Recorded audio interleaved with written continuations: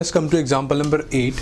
इसके अंदर क्या है कि दो ऐसी रॉड्स हैं MO और ON, इन दोनों के बीच में एंगल 2 थीटा है। ठीक है, दोनों की लेंथ L और L है and magnetic field is into the plane of the paper, ऐसे अभी। ठीक है, now we have to find the EMF induced among this ends. तो अब क्या होता है कि L जो हो गई it is not perpendicular to V। ठीक है, लेकिन हमारे फॉर्मूले में क्या आया था, V cross B dot DL।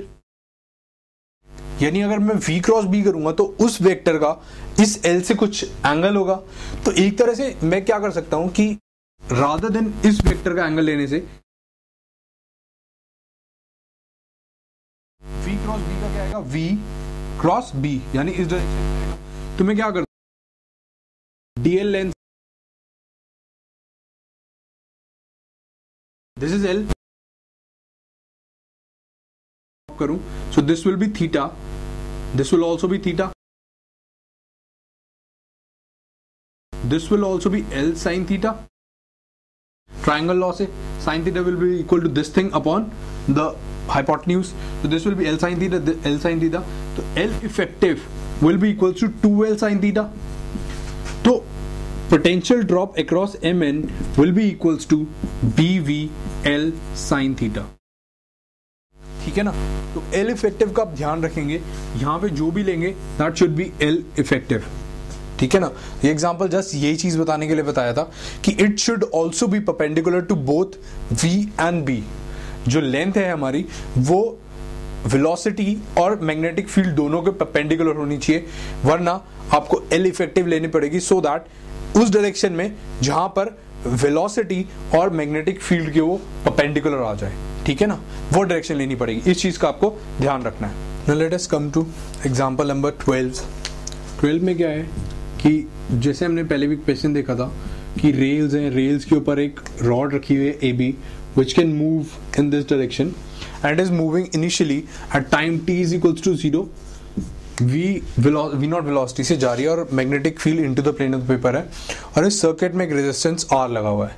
ठीक है, now we have to find the value of velocity with respect to as a function of time and the induced current also and the magnitude of the induced EMF as a function of time। ठीक है, तो जैसे कि हमको पता था इसकी वजह से, इस मूवमेंट की वजह से phi बढ़ेगा।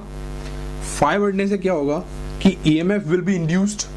EMF induced होने से अब इस रॉड के ऊपर एक फोर्स लगेगी। ठीक है, now let us see what will happen।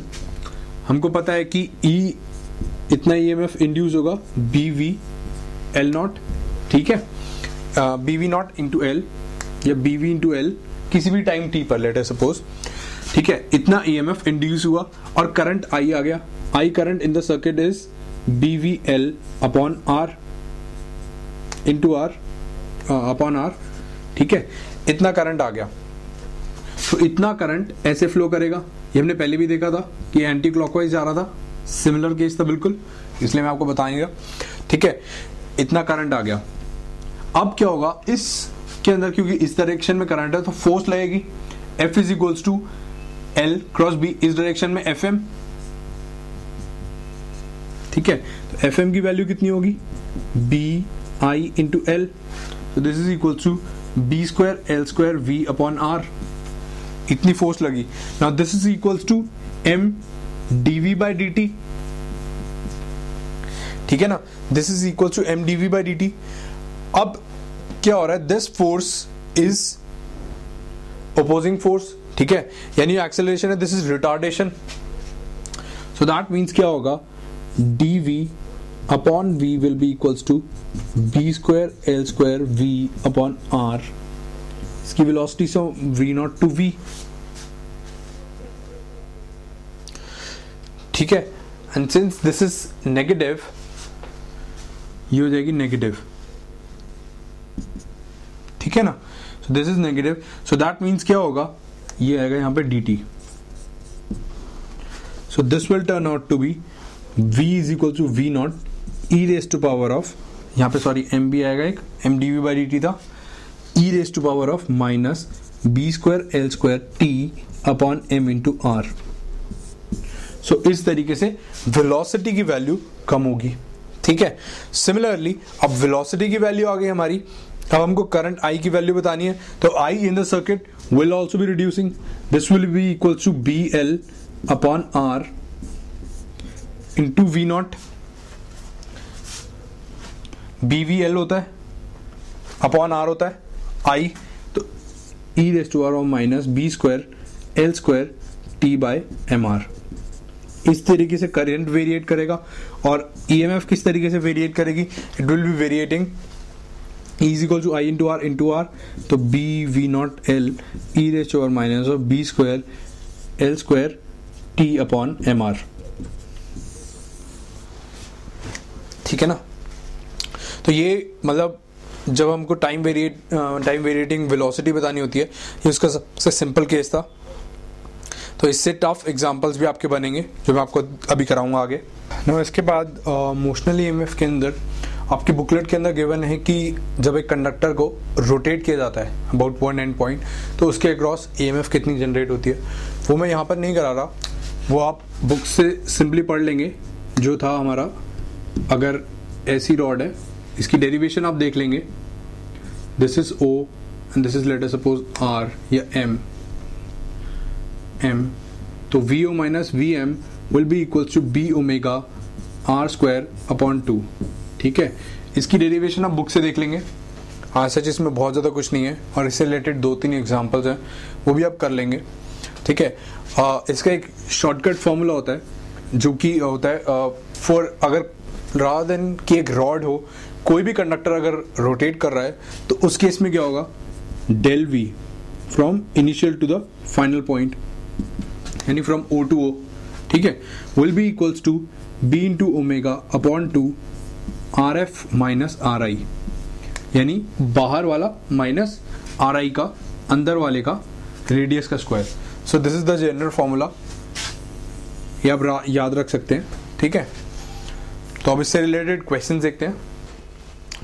Let us C example number 13। Example number 13 उस फॉर्मूले का जो मैंने फार्मूला आपको बताया था मोशनल ईएमएफ वाला, जिसके अंदर किसी भी कंडक्टर को आप रोटेट करेंगे मैग्नेटिक फील्ड के अंदर, तो उसके अंदर ईएमएफ कितनी जनरेट होगी, उसका एक एग्जांपल है। लेट अस सपोज कि ये ऐसे एक रिंग है, ठीक है, और इस पॉइंट के अबाउट इस रिंग को यू रोटेट कराया जाता है, ठीक है ना, ये पूरी की पूरी रिंग ऐसे रोटेट कर रही है।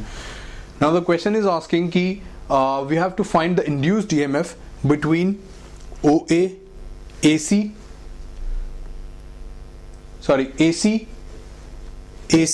CD AD एंड OA, ठीक है ना। नाउ OA के बीच में कितनी होगी, फर्स्ट ऑफ ऑल OA के बीच में चलते हैं। तो हमारा जो फॉर्मूला था वो कहता था VO माइनस या फिर VI minus VF is equals to B omega square upon 2 into RF square minus RI square, ठीक है। तो यहां पे OA में क्या होगा, VI क्या होगा O माइनस F कितना होगा फाइनल A, जो पास वाला है माइनस दूर वाला है OA, ठीक है, is equal to B omega square by 2। अब RF क्या होगा, इस पॉइंट का मतलब A पॉइंट का R से इस जिसके अबाउट हम रोटेट करा रहे हैं उसके अबाउट डिस्प्लेसमेंट, तो ये कितना हो गया, if this is R this will be R root 2 का होल स्क्वायर एंड RI कितना है, दिस इज 0, ठीक है ना। तो यहां से इसका डिस्टेंस 0 ही है, so this is equals to B omega square into R square, ठीक है। नाउ ये हो गया OA का। अब आया AC का। AC के अंदर क्या करेंगे, VI क्या होगा यहां पर, VI will be A and VC will be F, तो यानी A minus C will be equals to B omega square by 2। अब RF क्या होगा, 2R, मतलब C का O से डिस्टेंस कितना होगा 2R इसका होल स्क्वायर माइनस A का इससे डिस्टेंस कितना है R रूट 2 इसका whole square, so this is equal to 3/2 B omega square into R square, sorry यहाँ पे 3/2 नहीं होगा, दिस विल बी 4 - 2, तो B omega square R square होगा, ठीक है। सॉरी ये मैंने आपको गलत बता दी, बी ओमेगा स्क्वायर नहीं, this is B omega, alright. ये फॉर्मूला आप चेक भी कर सकते हैं जहाँ पे हमने डिराइव करा हुआ है, ठीक है। तो सिमिलरली आप बाकी पॉइंट्स के बीच में भी आराम से निकाल सकते हैं। आपको सिंपली क्या करना है, एक पॉइंट का देखना है और दूसरे पॉइंट का डिस्टेंस देखना है, और आई वाले को इधर वी के अंदर यहाँ पर आगे पुट करना है, ठीक है, और आर आई यहाँ पर माइनस में आएगा, ठीक है ना। बस इन दोनों की वो देखनी है और किसी भी पॉइंट्स को आप लेकर आराम से निकाल सकते हैं, राइट।